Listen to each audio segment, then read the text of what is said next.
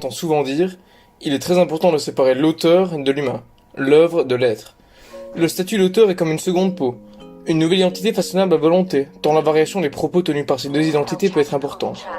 Mais aujourd'hui, nous allons partir à la découverte d'œuvres et d'auteurs que l'on pourrait qualifier de fous, tant les thèmes abordés et la façon de les traiter est surprenante, voire effrayante. Aujourd'hui, nous allons partir explorer les recoins de l'âme dans ses travers les plus dérangés. 20 août 1890, Providence, dans le Rhode Island. Ce jour-là naquit un auteur qui changera la face de la littérature horrifique à tout jamais. Howard Phillips Lovecraft. Ce fut un être fort particulier. Il était asocial, raciste, probablement misogyne et par-dessus tout, il ne souriait jamais.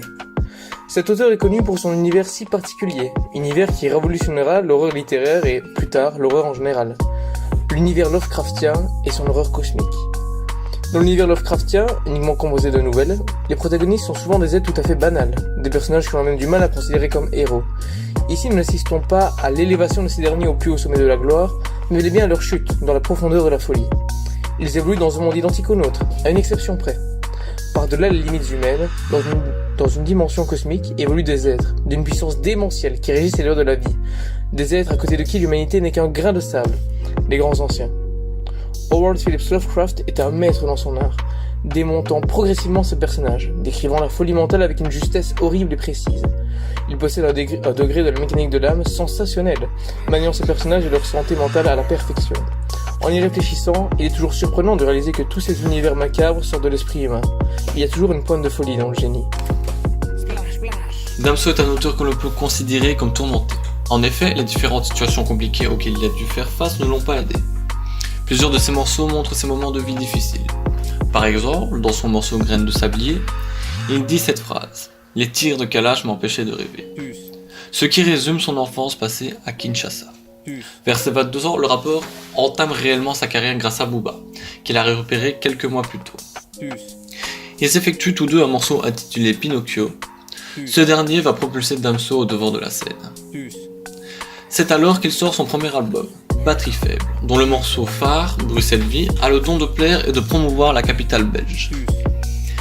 Cet album comporte aussi un morceau faisant part d'une terrible période de la vie de l'artiste. Intitulé Amnésie, c'est à travers cela que l'homme partage la mort d'une proche dont il est en partie responsable. On peut résumer la situation par la phrase écrite sur le panneau. Heureusement, le rappeur peut compter sur son public qui, jusqu'à ce qu'il soit à court de voix, ne cesse de chanter en osmose avec lui des titres tels que Macarena et Humain, qui sont restés respectivement connus par leur refrain de nouveau présent sur notre tableau. Depuis son dernier album, le rappeur connaît une carrière prospère. Émérite auteur français du 19e, poète, dramaturge, prosateur et romancier, Victor Hugo est ce que l'on pourrait indubitablement qualifier de monument de la littérature française, voire même de l'histoire française. Il est néanmoins effrayant de constater à quel point la délicatesse de ses écrits diverge avec la brutalité de la triste existence qu'il a menée. Jusqu'à ses derniers soupirs, il sera hanté par ses fantômes.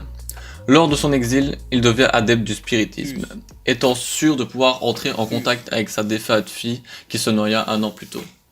C'est là que commence son délire.